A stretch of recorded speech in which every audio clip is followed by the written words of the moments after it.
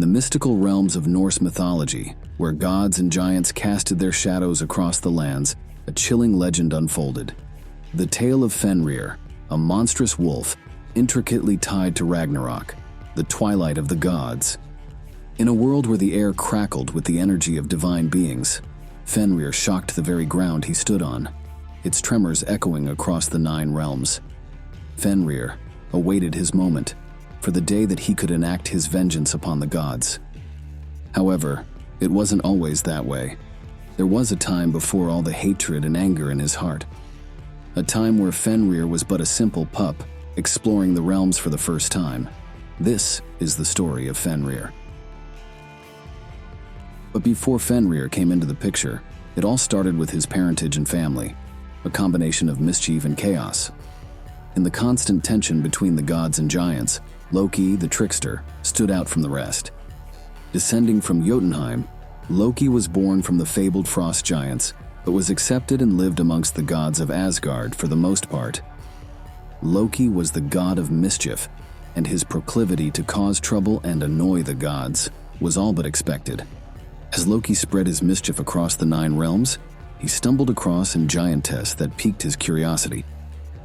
It was Angerboda, the giantess who became his new element of captivation.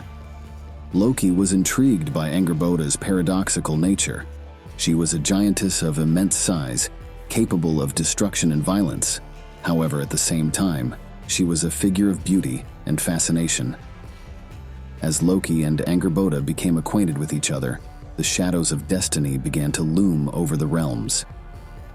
The union of these 2 giants bore fruit in the form of 3 chaotic offspring: Jormungandr, Hel, and Fenrir. However, these 3 giants caught the unwanted attention of Odin, the All-Father and King of Asgard. They were deemed both dangerous and monstrous by the Aesir gods, and believed that the realms needed to be protected from them. Their fates were ultimately decided by Odin, where each of Loki and Angerboda's children were separated and bound to their own individual prisons. Each of them was destined to play a crucial role in Ragnarok, ushering in the twilight of the gods. Jormungandr was also known as the Midgard Serpent. He was casted away by Odin into the waters surrounding Midgard. He eventually grew into a massive serpent that encircled the entirety of Midgard, biting its own tail. It was said that if Jormungandr released its tail from his mouth, it would signify the beginning of Ragnarok, where he would clash with Thor, the god of thunder. Hel was the goddess of death and the underworld. She too was casted away by Odin into the depths of the cosmos. This place became known as Helheim. It served as not only a prison for Hel, but also the underworld, where the souls of those who did not die in battle would end up. Hel controlled the fate of Baldur, the god of light, and refused to release him back into the world until Ragnarok was upon them. Fenrir, the monstrous wolf, was the embodiment of chaos. The gods feared Fenrir and sought to contain his monstrous power. Instead of being casted away by Odin, Fenrir would later be subjected to trickery and humiliation before being restricted by the gods. Fenrir too would await the day of Ragnarok, where he would be released and enact his revenge. While being the child of Loki and Angerboda technically made him a giant, Fenrir was almost always depicted and described as a colossal wolf. His very stature challenged the boundaries of imagination. His jaws, like a gaping abyss, seemingly stretched from the earthly realms to the celestial heavens, embodying a monstrous force born of giants and destined to transcend the realm of mere beasts. He was a creature of immense magnitude, where his presence alone hinted at the impending chaos. Fenrir possessed massive, dangerous fangs that could rip through the flesh of even the gods of Asgard. His claws were powerful and capable of cutting through just about any material. His speed and stamina not only allowed him to traverse long distances, but also made him a force to be reckoned with. Fenrir emerged as more than a mythical creature. He personified the very essence of evil and chaos, a looming specter in the eyes of Asgard. Fenrir serves as a dire omen, a harbinger of the tumultuous events that would eventually shape the fate of the 9 realms. As time passed, Fenrir went on to have a family of his own. There is some speculation that Fenrir took an interest in the giantess Larnvidia and took her as his wife. However, the sources surrounding this is sparse and inconclusive. For the most part, there is no mention of who he took to be his wife, though he did manage to father 2 sons, Hati and Skull. These beasts were 2 of the most feared creatures in Norse mythology. Like their father, they too represented chaos and destruction. Hati was the wolf who pursued the moon during the night. The name Hati is related to words meaning hate or enemy in Old Norse. His fur was black as the night, and he possessed glowing red eyes. Skull was the other wolf that chased the sun across the sky during the day. The name Skull is derived from Old Norse and means treachery or mockery. His fur was white as snow, and he possessed bright blue eyes. The mythic narrative explains that these wolves are foretold to catch their respective celestial targets during Ragnarok. According to the prophecy, the sun and the moon are destined to be devoured by Skull and Hati, causing a great upheaval in the cosmos. As Fenrir grew, so did the shadow looming over Asgard. The prophecies of Asgard's destruction, Ragnarok, and Fenrir himself made the Aesir gods uneasy. Fenrir was raised by the gods in Asgard and saw that he was fast, strong, and smart. As time passed, the gods realized that Fenrir had been growing bigger at an alarming rate. He became increasingly destructive, fierce, and powerful. Witnessing this, the gods believed that, if left unchecked, Fenrir would pose a serious threat to them and their rule. Despite the fears of the gods, Fenrir actually did not commit any crimes against the gods. He was, for all intents and purposes, quite the civil beast. However, that did not deter the gods from enacting on their fears. Of all the gods on Asgard, it was Tyr, the god of war himself, who had the courage to feed the mighty wolf. Even as a pup, no other god took on that responsibility. Though Fenrir continued to dwell peacefully among the gods, the ominous foreboding clouded their thoughts. A nagging worry that this mighty wolf harbored a potential for havoc that could shatter the fragile balance of their celestial realm. Odin, the wise and omniscient, grappled with the unsettling premonitions of Fenrir's destiny. The gods, who reveled in their divine dominion, now faced a palpable fear, a primal instinct warning them of a looming threat. They knew something had to be done.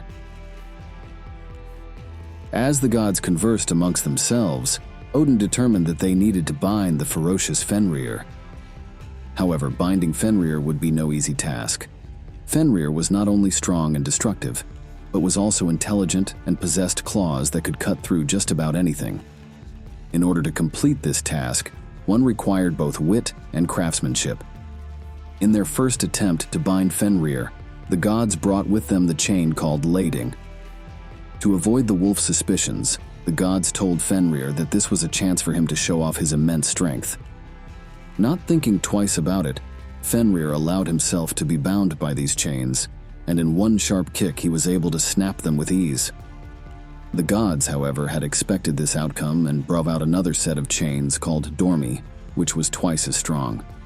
Again, Fenrir agreed to be bound by chains and easily snapped them, causing them to crumble like brittle twigs under the weight of his otherworldly strength.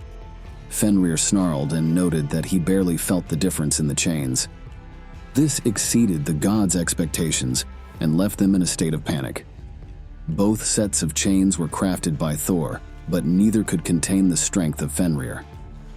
Desperate to restrain the mighty wolf, the gods sought the dwarven blacksmiths to help forge a chain capable of holding this destructive force. Odin sent the messenger, Skirnir, to Nidavellir to find the sons of Ivaldi. They were a group of brothers who were known for their excellent craftsmanship, having constructed the mighty spear that Odin himself wielded. Upon delivering his message, Skirnir returned to Asgard. Deep within the caverns of Nidavellir, the sons of Ivaldi began crafting a new set of chains. The clanging of hammers on anvils and flames of the forge echoed through the realm. The dwarven craftsmen combined a series of impossible materials together, such as the sounds of a cat's footsteps, a woman's beard, mountain roots, a fish's breath, and the spittle of a bird. In other words, the chains were crafted from things that do not exist, and therefore it would be futile to resist against it. The result of this seemingly impossible task was a new set of chains called Gleipnir. Gleipnir was described as smooth and soft as a silken ribbon, but incredibly strong. Upon completion, the chains were brought to Asgard, so that they could once again attempt to restrain Fenrir. The tension rose as the gods approached Fenrir. They appealed to Fenrir's vanity and invited him to the isolated island of Lyngvi. There, the gods presented the seemingly delicate Gleipnir to once again test his strength. However, the intelligent wolf sensed that something else was at play here. The gods not only seemed a little too interested in testing his strength, but had gone through the trouble of requesting aid from the dwarves. This time, Fenrir did not carry the same confidence as before. He suspected trickery and refused to be bound by these new sets of chains, unless one of the gods volunteered to put their hand in his mouth during the duration of this test. This was supposed to be a gesture of good faith and ensured that the gods would not leave him bound like this if he could not break free. The eerie silence spread across the land, where all the gods were all hesitant to agree. That is until Tyr offered up his right hand and placed it inside Fenrir's mouth, an act of self-sacrifice. Seeing this courage from Tyr, Fenrir agreed to be bound by Gleipnir. This time, as Fenrir attempted to break free from his chains, he realized something was wrong. No matter how hard he kicked Gleipnir, he could not free himself from these chains. The more he struggled, the stronger Gleipnir became. Seeing this, the gods all began to laugh and ridicule Fenrir. Realizing the trap he had walked into, Fenrir was furious and chomped down on Tyr's right hand.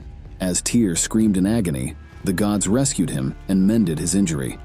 Once Tyr was safe, the gods anchored the chains to a large stone deep underground. During this, Fenrir reacted violently, attempting to bite and devour anyone he could. As he opened his mouth wide to bite the gods, a large sword was wedged in his mouth, stopping him from closing or opening his jaw. Bound to the ground and unable to move or bite, Fenrir began to howl. His cry echoed through the 9 realms. With his mouth held open, a large amount of drool flowed from Fenrir's mouth. This eventually formed a river called Van, meaning hope. On the desolate island of Lyngvi, where the winds whispered prophecies and the waves murmured of impending doom, Fenrir, the bound wolf, bided his time. The Norse cosmos quivered with ominous foretellings as the apocalyptic twilight of the gods' Ragnarok loomed on the horizon. As the stage was set for the cataclysmic events of Ragnarok, Fenrir would break free from the chains that bound him. The prophecies spoke of a rampage and a relentless force devouring everything in its path. Fenrir would traverse the 9 realms and leave nothing but chaos and destruction in his path. As the harbinger of chaos, his insatiable hunger would eventually lead him back to Asgard. Here, Fenrir was destined to have a climactic battle with Odin and would ultimately devour the Allfather himself. As Fenrir laid waste to the various lands, his sons Hati and Shul would devour the sun and the moon, plunging the realms into a state of darkness. These prophecies served as haunting warnings, and the inhabitants of the Norse cosmos braced for an inevitable clash that would reshape the very fabric of existence. The looming shadow of Ragnarok cast its foreboding presence across the 9 realms. With the help of the dwarves and Tyr, the threat of Fenrir was avoided for the time being. Fenrir's once chaotic and destructive nature was now contained on an isolated island. Since Fenrir is seen as the embodiment of chaos and destruction, the chaining of Fenrir is often seen as a symbolic act of trying to control and contain chaos. The gods' attempts to bind Fenrir reflected their struggle to maintain order in the face of impending disorder and destruction. It highlights the gods' recognition of the potential dangers and their willingness to take drastic measures to mitigate the risks. Despite being bound, Fenrir continued to be a powerful and formidable creature. His struggle against the chains is a symbol of endurance and the indomitable spirit, even in the face of seemingly insurmountable challenges. The chaining of Fenrir also represented the inevitability of fate and the inability to escape destiny. Despite the gods' efforts to prevent Ragnarok, the binding of Fenrir is a crucial step in the unfolding of the cosmic cycle. This can be seen as a reminder that certain events are preordained and cannot be avoided. As the echoes of ancient Norse myths resonate, the tale of Fenrir stands as a symbol of the eternal struggle between order and chaos, fate and free will. In the cyclical nature of Norse cosmology, Fenrir's story, from birth to binding, foreshadows the inevitability of Ragnarok, an end and a beginning, where gods, giants, and wolves play their roles in the grand narrative of existence.